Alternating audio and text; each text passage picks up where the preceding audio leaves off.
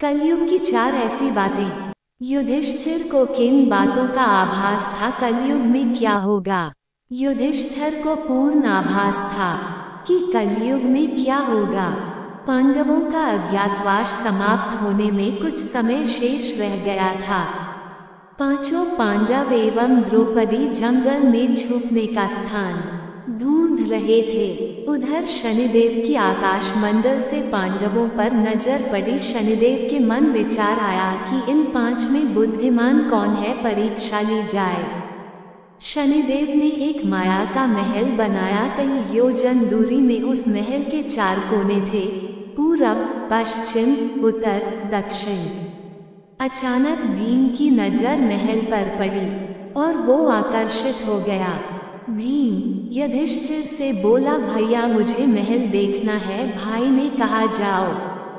भीम महल के द्वार पर पहुंचा। वहां शनिदेव दरबान के रूप में खड़े थे। भीम बोला, मुझे महल देखना है।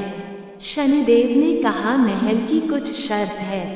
एक शर्त, महल में चार कोने हैं, आप एक ही कोना देख सकते हैं। दो शर्त, महल में जो देखोगे उसकी सार सहित व्याख्या करोगे। तीन शर्त, अगर व्याख्या नहीं कर सके तो कैद कर लिए जाओगे। भीम ने कहा, मैं स्वीकार करता हूँ, ऐसा ही होगा। और वह महल के पूर्व छोर की ओर गया।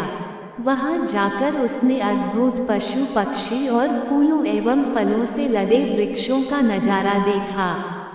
आगे जाकर देखता है कि तीन कुएं हैं, अगल बगल में छोटे कुएं और बीच में एक बड़ा कुआं। बीच वाला बड़े कुएं में पानी का उफान आता है और दोनों छोटे खाली कुओं को पानी से भर देता है। फिर कुछ देर बाद दोनों छोटे कुओं में उफान आता है तो खाली पड़े बड़े कुएं का पानी आधा रह जाता है। इस क्रिया को भीम कई बार देखता है पर समझ नहीं पाता और लौटकर दरबान के पास आता है। दरबान, क्या देखा आपने?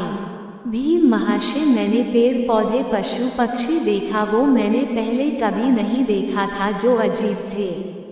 एक बात समझ में नहीं आई, छोटे कुएं पानी से भर जाते हैं, बड़ा क्यों नहीं भर पाता, ये समझ में नहीं आया। दरबान बोला, आप शर्त के अनुसार बंदी हो गए हैं और बंदी घर में बैठा दिया। अर्जुन आया, बोला मुझे महल देखना है। दरबान ने शर्त बता दी और अर्जुन पश्चिम वाले छोर की तरफ चला गया। आगे जाकर अर्जुन क्या देखता है, एक खेत में दो फसल उग रही थी, एक तरफ बाजरे की फसल, दूसरी तरफ मक्का की फसल।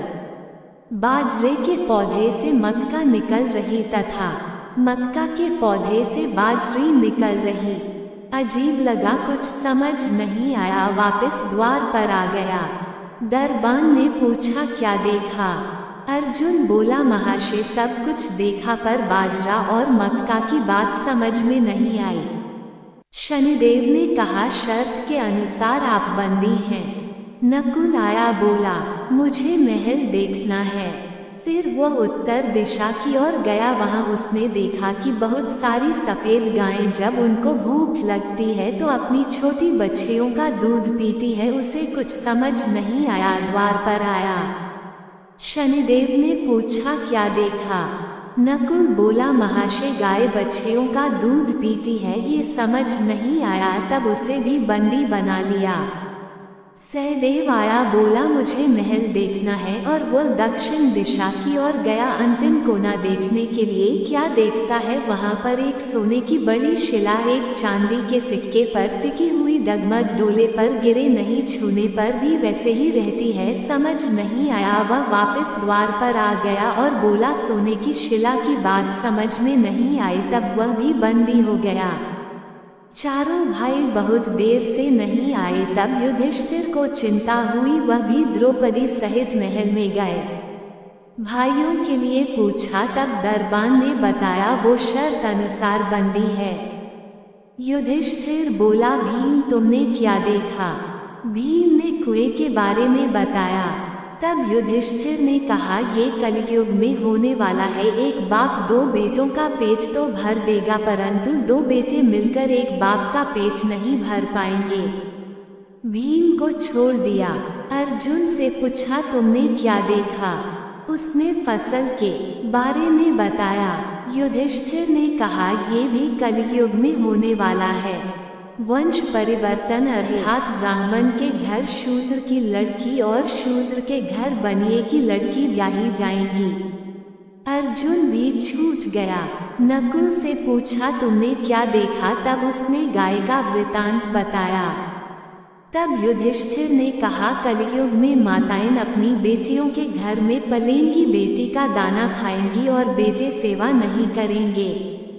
तब नकुल भी छूट गया। सहदेव से पूछा तुमने क्या देखा, उसने सोने की शिला का वृतांत बताया। तब युधिष्ठिर बोले कलयुग में पाप धर्म को दबाता रहेगा, परंतु धर्म फिर भी जिंदा रहेगा, खत्म नहीं होगा। आज के कलयुग में यह सारी बातें सच साबित हो रही है। दोस्तों, कथा कैसी लगी कृपया कमेंट करके अवश्य बताएं। नई कथाओं के लिए चैनल को सब्सक्राइब जरूर करें। धन्यवाद। राधे राधे।